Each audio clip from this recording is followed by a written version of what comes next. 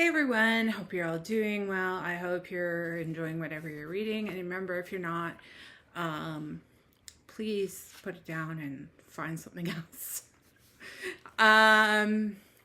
Also, a reminder, if you like what you see in here, please like and subscribe and spread the word around, please. If you like one of my posts or one of my videos, please be sure to spread it and say why you like this video, and that would be really gracious. Be really grateful. I hope you're all having a good holiday season, enjoying what you can. I know a lot of people are busy with work and that they don't get time off up until Christmas or New Year, until between Christmas and New Year's. But I hope you're enjoying it nonetheless. Today is a book I've read twice. First time I read it on my own was about a year ago. I may have even posted it here. I don't think I did. So this is a first. So I first read it in, I think, early 2024. I think I may have posted it because I started this blog, I think, in 2023, just before I moved. So I could be wrong. Don't quote me on that, please. It's been quite a year. Let's just say that. But I actually, I think if I remember correctly, it was before I moved. Yeah. I have to look back. But anyways, this is a book I've read before. I read it early, but almost 2 years ago, according to my records. Actually, this time I much more enjoyed it this time than I did the last time. The book is Alice Network by Quinn. This is one of her first books that really gained traction. She had before this, she had done a few other books. She had done the Empress of Rome series, the Borgia Chronicles, and some collaborative works prior to this published.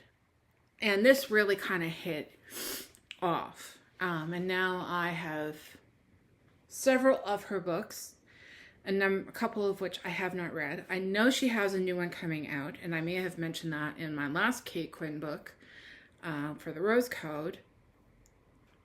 That was my first book of hers that I read, and I really enjoyed that one. This one's very different.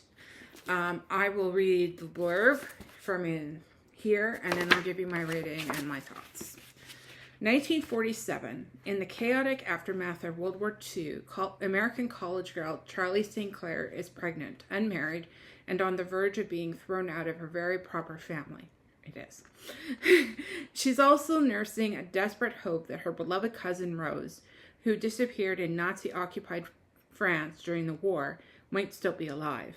So when Charlie's parents, that's a nickname for Charlotte, parents banish her to Europe to have her little quote-unquote problem taken care of, Charlie breaks free and heads to London, determined to find out what happened to the cousin she loves like a sister.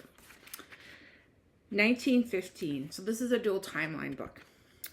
A year into the Great War, Eve Gardner burns to join the fight against the Germans and unexpectedly gets her chance when she's recruited to work as a spy.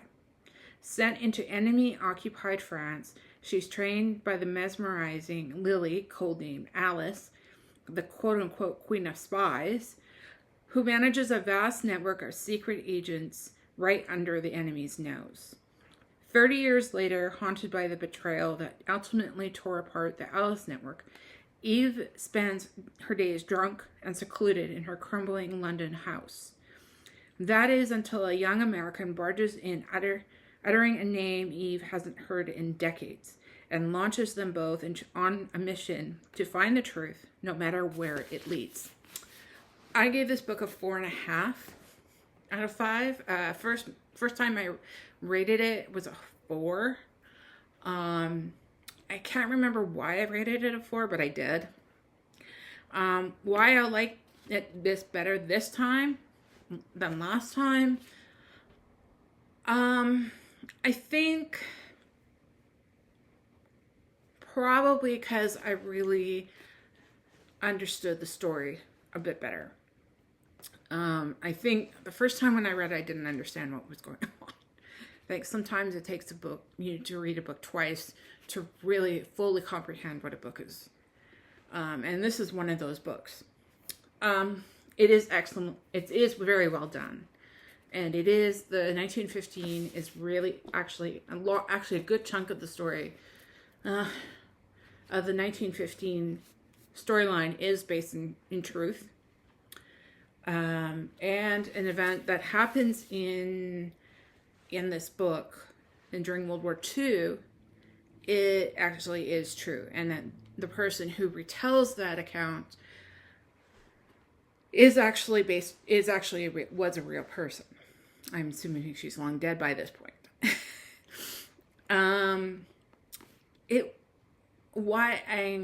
I think why I really liked it, what worked for me, I think, was that the story, I mean, there were several things that worked for me. Both that Charlie and Eve were very strong characters in their own right. Strong female characters. So that helped. The second aspect that worked for me was that the romance that is in the book between Charlie and Finn is it's slow burning. It's not fast and furious, and you're not seeing it. It takes time for them to grow comfortable around each other. And, it's not like they see each other and they start making out right away. There's some tension. I also like how the friendship between Eve and Charlie and Finn all develops over time during the story. It seems like it's a real story, like a story that actually could happen. And, I really appreciate that from the author, is that she really put her focus into making sure that there is some reality and basis in truth in this, like how relationships or how racial relationships develop overall. Probably one of my favorite books. If I don't know if I'll read it on my own again, but I mean, who knows? Somebody may want to do a buddy read with me, like a family member or somebody who's willing to, chat about it. May have never read it. I'm willing to pass it along as long as, you bring it back. So that is The Alice Network by Kate Quinn. Highly recommended. It's probably still one of my favorite books. It was funny when I was reading it, I thought things would happen sooner than they actually did in the story. And so I just, it was just kind of nice to have that backing. And so, yeah, that was The Alice Network by Kate Quinn. Just if you're into World War I or World War II historical fiction, I really highly recommend it. And my next book that I'm gonna post also takes in France, but takes in a different time period. Kind of felt like it was feeling like I may say it in that, but it felt kind of overwhelming. Like when I had just finished this book, and then I got into the next book, which is called Isola, which means island in Italian. I may mention that there. And I probably will mention that. But it kind of felt a little overload. You read about one region in different timelines, and it's just like, oh, great. And yeah, it was kind of weird because I was reading it. I was always reading Isola. I just like, I know where that place is. There were some places, and like when I looked it up on the map, I'm like, oh, that's near where some of that took place. That's just kind of weird. Anyways, just a little comment there. Anyways, I hope you all have a great holiday season, however you may believe or whatever you do. I look forward to talking to you soon, and remember, if you want to visit, you can visit me on my social links, and if you want to support me financially, you can click the bookshop.org site to buy any books you want to buy. And yeah, happy reading, and I look forward to talking to you soon. Bye for now.